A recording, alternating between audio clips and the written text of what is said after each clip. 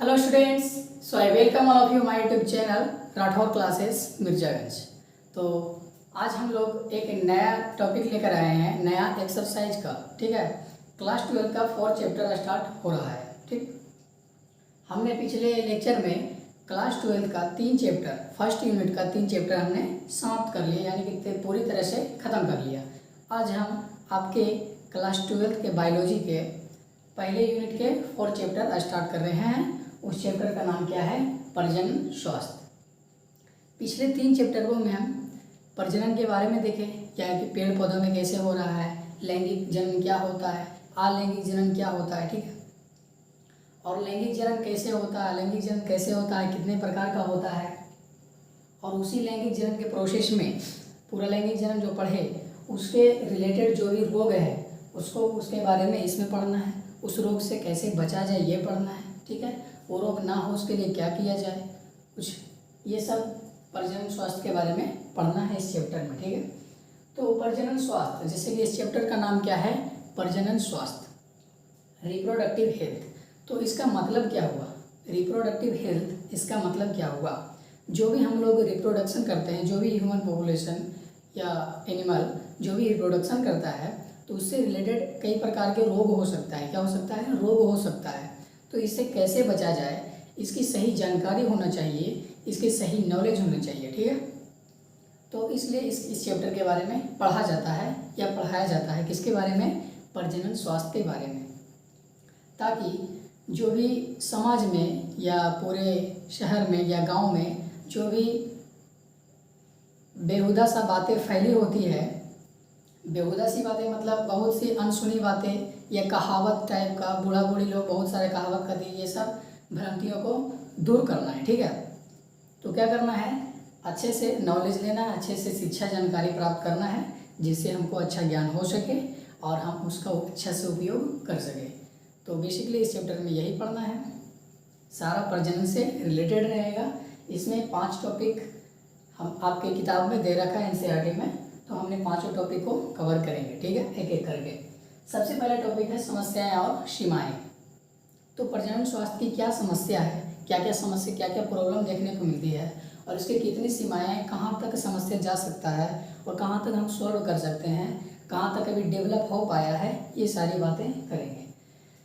Number 2 में topic में आएगा जनसंख्या विस्फोट और जन्म नियंत्रण। अभी देख लो कितना जनसंख्या बढ़ गया है, तो इस पर कैसे जनसंख्या पर कंट्रोल किया जाए, जनसंख्या कैसे बढ़ रहा है, ये सब देखेंगे। और जन्म के नियंत्रण पे कंट्रोल कैसे किया जाए, ये भी इस चैप्टर में बात करेंगे।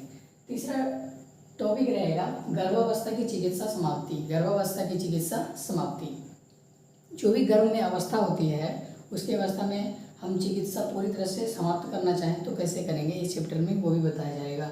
चौथा है यौन संचारित रोग। यौन संचारित रोग, STD इसी को बोलते हैं, STD, सेक्सुअल ट्रांसमिटेड डिजीज, यौन संचारित रोग इसी को बोलते हैं। ठीक है, तो यौन से रिलेटेड जो भी रोग फैलता है, जैसे कि एड्स हो गया, HIV वायरस वगैरह, ये सब हो गया, ये सब इसमें पढ़ना है। ठीक है, कैसे बचा जाए उसको, उसका लक्षण क्या है, सारा कुछ डिटेल्स। 5वां है बांझपन। ठीक है, इसको बांध्यता भी बोलते हैं इंग्लिश में, इनफर्टिलिटी। बांझपन क्या होता है? मान लो कोई फीमेल का कोई बेबीज नहीं हो रहा है, कोई भी बच्चे नहीं हो रहा है, जो माँ बच्चे पैदा नहीं कर सकती है, उसको बांझपन बोला जाता है। ठीक है, तो बेसिकली हम लोग यही 5 टॉपिक को कवर करेंगे इस चैप्टर में। तो आइए बिना देरी का स्टार्ट करते हैं। सबसे पहले तो आप सभी को रक्षाबंधन की हार्दिक शुभकामनाएं। ठीक है, अभी तो आज ही है रक्षाबंधन, होगा अभी नहीं हुआ है मेरा। ठीक है, तो इसमें सबसे पहले प्रजनन स्वास्थ्य या स्वास्थ्य का डिफिनीशन आता है। क्या आता है? स्वास्थ्य के बारे में पढ़ रहे हैं तो स्वास्थ्य का डिफिनीशन आता है कि इसका एक्चुअल में डिफिनीशन क्या है और सही मायने में परिभाषित इसको कैसे किया जाए। तो WHO ने अब बात आता है कि WHO क्या है? WHO है world health organisation. World health organisation, विश्व स्वास्थ्य संगठन। कौन सा संगठन? विश्व स्वास्थ्य संगठन। ये पूरे स्वास्थ्य संगठन का एक पूरे विश्व भर का होता है, जिसको WHO बोलते हैं। ठीक है, उसी के अनुसार एक परिभाषा दिया गया है किसका? स्वास्थ्य का। आपकी किताब में यही दे रही है। ठीक है, कोई भी जीव जो पूरी तरह से होना चाहिए, स्वास्थ्य कैसा होना चाहिए? पूरी तरह से, यानी कि सिर्फ चल बोल रहा है तो ऐसे स्वस्थ नहीं, पूरे सामाजिक रूप से, व्यवहारात्मक रूप से, भावनात्मक रूप से, सामाजिक रूप से, ठीक है, संपूर्ण रूप से, प्रजनन रूप से, शारीरिक रूप से, सभी रूप से संपूर्ण हो चाहिए, संपूर्ण स्वास्थ्य होना चाहिए, ठीक है। तो उसको बोलेंगे, क्या बोलेंगे, स्वास्थ्य। स्वास्थ्य का डेफिनेशन ये होना चाहिए, नहीं कि कोई भी अच्छे से रह रहा है, जी रहा है तो स्वास्थ्य ऐसे नहीं होगा, ठीक है। क्या क्या होना चाहिए, शारीरिक रूप से, हाँ, जैसे यानी कि हमको कोई सर्दी बुखार नहीं है लेकिन मेरा हाथ टूटा हुआ है तो हम स्वस्थ नहीं माना जाएंगे, ठीक है। और क्या है, व्यवहारात्मक, सब कुछ सही है मेरा, किसी के साथ अच्छा सा व्यवहार नहीं कर रहे हैं, किसी से अच्छा बर्ताव नहीं कर रहे हैं, तो ये भी स्वास्थ्य में नहीं आएगा। भावनात्मक, हमारे में क्यों भावना ही नहीं हो, जैसे हम पूरी तरह से स्वस्थ हैं, ठीक है, चल बोल रहे हैं, खा पी रहे हैं, सांस ले रहे हैं, कोई तरह का रोग बलाई नहीं है, लेकिन हम भावनात्मक रूप से सही नहीं है, ना सही से हंस रहे हैं, ना रो पा रहे हैं, कोई भावनात्मक हमारे में नहीं है, तो हम लोग स्वास्थ्य नहीं कर लेंगे। आगे है सामाजिक रूप से। सामाजिक रूप से कहने का मतलब क्या हुआ कि आप स्वस्थ हैं वो तो ठीक है, ये भी डिपेंड करता है कि आपकी समाज में क्या है, ठीक है, आपके अगल बगल में क्या है, आपके पड़ोसी में कैसे लोग हैं, ठीक है। अगर आपके पड़ोसी में भी अस्वस्थ लोग होंगे तो आप भी अस्वस्थ हो जाएंगे, ठीक है, तो इससे भी स्वस्थ नहीं माना जाएगा। तो पूरी तरह से स्वस्थ को कैसे परिभाषित किया जाए, पूरी तरह से शारीरिक रूप होना चाहिए, व्यवहारात्मक होना चाहिए, भावनात्मक होना चाहिए और सामाजिक रूप से पूरी तरह से स्वस्थ होना चाहिए, ठीक। अब हम टॉपिक के बारे में बात करेंगे, समस्या और कार्य नीतियाँ। समस्या और कार्य नीतियाँ, इसमें सबसे पहले बात आता है कि क्या क्या समस्या है, प्रजनन से रिलेटेड क्या क्या समस्या है। बहुत सारी समस्या है, जैसे कि किसी औरत को बच्चा ही नहीं हो रहा है, किसी को हो रहा है तो बहुत हो रहा है, बहुत सारे इसके बीच में प्रॉब्लम देखने को मिल सकती है, ठीक है। इसमें सबसे पहले दिया गया है परिवार नियोजन के बारे में। किसके बारे में, परिवार नियोजन के बारे में।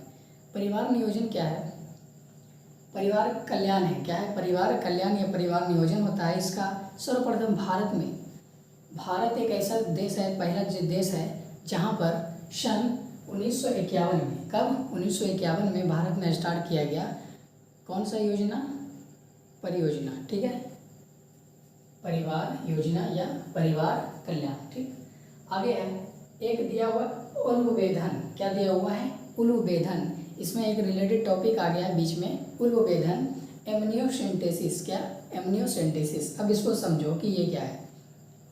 ये आपके बिहार बोर्ड से बहुत ही अच्छे क्वेश्चन माने जाते हैं, 2 नंबर का जो क्वेश्चन आता है उसमें ये पूछा जाता है अधिकतर बार, ठीक है। इसको अच्छे से देखना, अच्छे से समझना। उल्बेधन, एमनियोसेंटेसिस, यह एक प्रोसेस है, यह एक प्रक्रिया है जिसमें किया क्या जाता है, इसमें जो भी बच्चा जहाँ पर गर्भ में पलता है तो जिस फ्लूइड में रहता है, जो भी द्रव में रहता है, उसके चारों द्रव होता है कि नहीं, तो उसको एमनियोटिक फ्लूइड कहते हैं। तो उस एमनियोटिक फ्लूइड को क्या करता है, डॉक्टर लोग निकाल लेता है और उसमें मौजूद जो गुणसूत्र होता है उसे पता कर लेता है कि उसके अंदर, गर्भ के अंदर लड़का है या लड़की है। तो बेसिकली यह कौन सा प्रोसेस है, यह एक प्रोसेस है जिसमें एमनियोटिक फ्लूइड द्वारा, किसके द्वारा, एमनियोटिक फ्लूइड द्वारा उसमें जो भी गुणसूत्र मौजूद होगा भ्रूण के लिंग के बारे में पता लगा लेगा कि आराम से वो जो भ्रूण है, वो जो बच्चा पल रहा है पेट के अंदर, वो लड़का होगा कि लड़की होगा, ये आराम से पता चल जाएगा, के बारे में पता लगाया जा सकता है। लेकिन एक बात और, पता तो लगाया जा सकता है लेकिन इससे बहुत सारे नेगेटिव फीडबैक भी है और पॉजिटिव फीडबैक भी है। इसका मतलब क्या हुआ, ये विधि नकारात्मक रूप से भी हम लोग को प्रभावित करता है और सकारात्मक रूप से। सकारात्मक रूप से कैसे, कि मान लो किसी का खानदानी कोई रोग है तो इससे विधि द्वारा उस रोग का पता लगाया जा सकता है और उसको ठीक किया जा सकता है। और नेगेटिव फीडबैक क्या हो गया, नेगेटिव फीडबैक हो गया कि बहुत सारे लोग जान जाते हैं कि उसके पेट में, उसके भ्रूण में जो बच्चा पल रहा है वो लड़की है, तो भ्रूण हत्या का चांस बहुत ज़्यादा बनता है। क्या होता है, भ्रूण हत्या, ठीक। अब आगे बढ़ेंगे, एक है केंद्रीय औषधि अनुसंधान संस्थान। केंद्रीय औषधि अनुसंधान संस्थान, ये कहाँ है, लखनऊ में। कहाँ, लखनऊ में। इसी को बोलते हैं CDRI, क्या बोलते हैं, CDRI, central drug research institute. Central drug research institute कहाँ है, लखनऊ, भारत के लखनऊ में।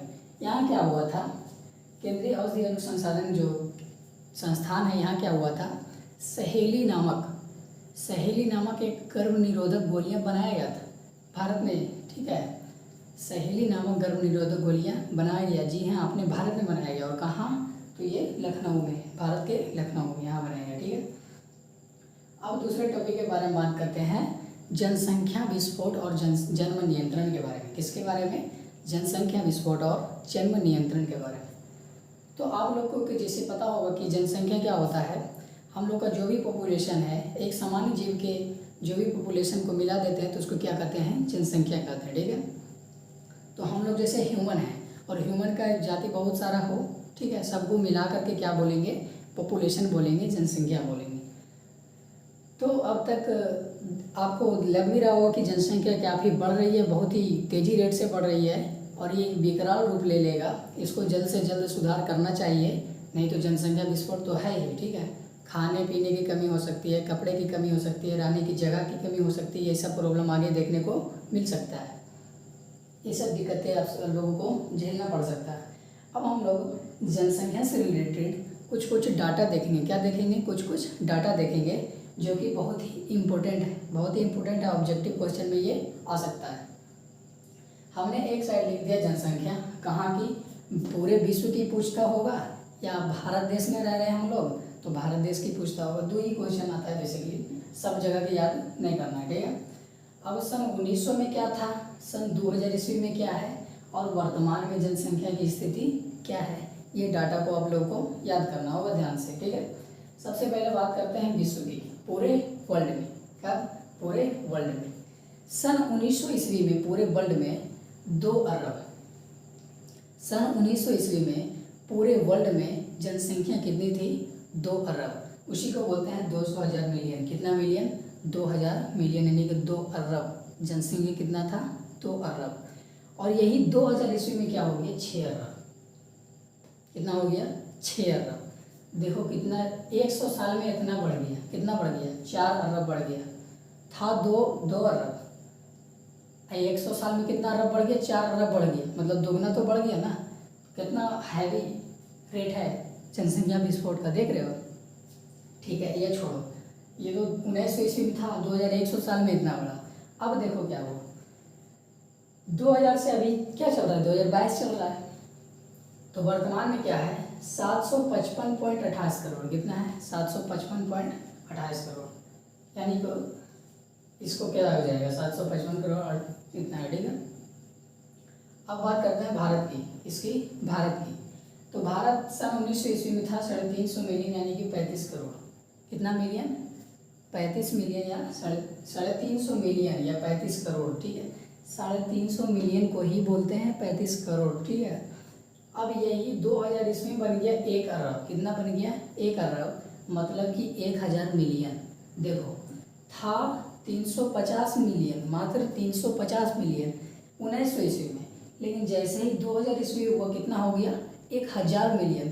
तो देखो 750 मिलियन इंक्रीज हुआ जनसंख्या में। भारत की बात कर रहे हैं। ठीक है, और अभी वर्तमान की बात करें तो 131.2 करोड़, 131.2 करोड़।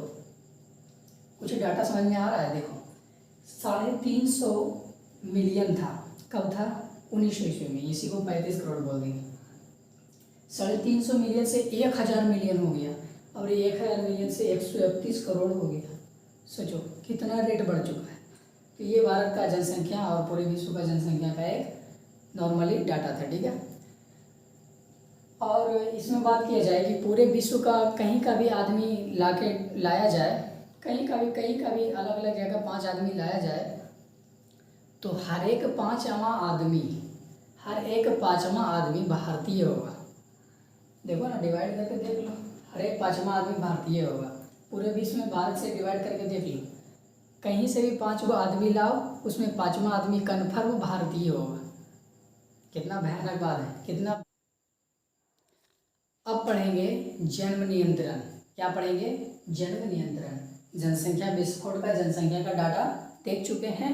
अब पढ़ेंगे जन्म नियंत्रण, कि जन्म पर कैसे नियंत्रण पाया जाए और इस जनसंख्या विस्फोट को कैसे रोका जाए। ठीक है, तो जन्म नियंत्रण करने की 2 विधि है।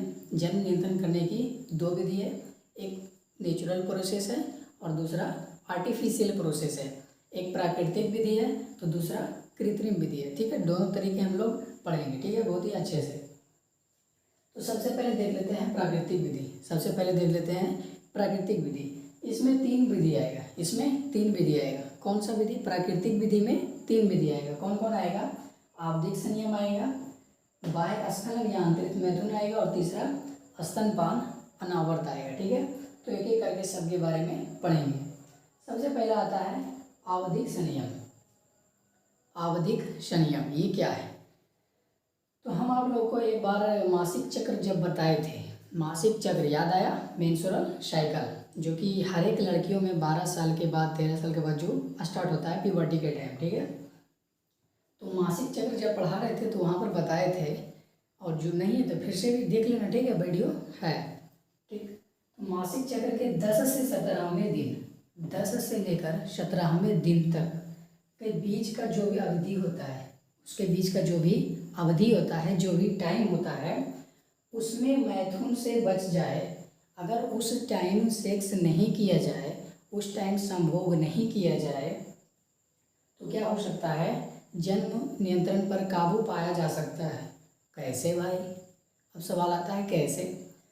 तो हम बताए थे कि 10 से 17वें दिन जो तो होता है अंडोत्सर्ग, यानी कि इसी का फेज होता है, बीच में जो अंडा निकलता है तो अंडा फर्टिलाइज होता है, इसी ज़्यादातर टाइम में देखा जाता है। ठीक है, ऐसे तो एक्चुअल में 14वें दिन होता है, फिर भी ज़्यादा खतरा ना हो तो इतना ले ले। ठीक है, 10 से 17वें दिन तक अगर जो कोई सेक्स से बचता है, सेक्स नहीं करता है और बाकी टाइम सेक्स करता है, तो वो उसका कभी भी जन्म, कोई भी बच्चे को जन्म नहीं दे पाएगा। अंडा ही फर्टिलाइज नहीं होगा तो बच्चे का निर्माण कैसे होगा? ठीक है, सब डिटेल से पढ़ चुके हैं। कहाँ पर? जन्म चैप्टर में। तो एक जन्म नियंत्रण करने का विधि ये है कि बच्चा ना पैदा हो तो कैसे सेक्स किया जाए, तो आवधिक संयम का इस्तेमाल करके। बड़े बड़े लोग जो होते हैं इसी का इस्तेमाल करते हैं। ठीक है, आवधिक संयम का उपयोग करते हैं। 10 से 17वां दिन क्या होता है? संभोग करने या सेक्स करने से बचते हैं तो बच्चा का निर्माण नहीं होता है। ठीक है, अगला है बाह्य स्खलन या आंतरिक मैथुन। बाह्य स्खलन या आंतरिक मैथुन, इसमें क्या होता है? इसमें होता है क्या? जब भी पुरुष किसी महिला के साथ सेक्स करता है, क्या करता है? जब भी कोई पुरुष किसी महिला के साथ सेक्स करता है या संभोग करता है, तो उस टाइम क्या करता है?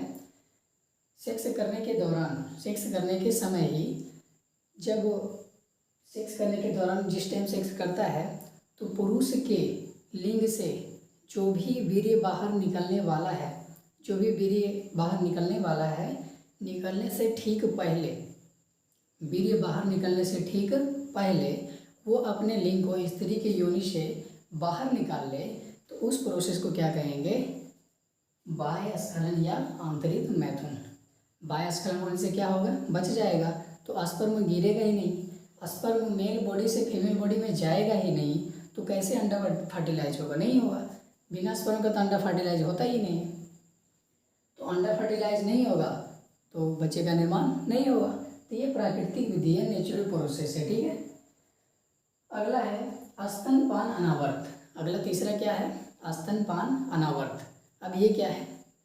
हर एक महिला क्या होता है, जब शिशु को एक जन्म देती है तो सबको क्या, बच्चे माँ का दूध का जरूरत होता है, तो माँ क्या कराती है? स्तनपान कराती है।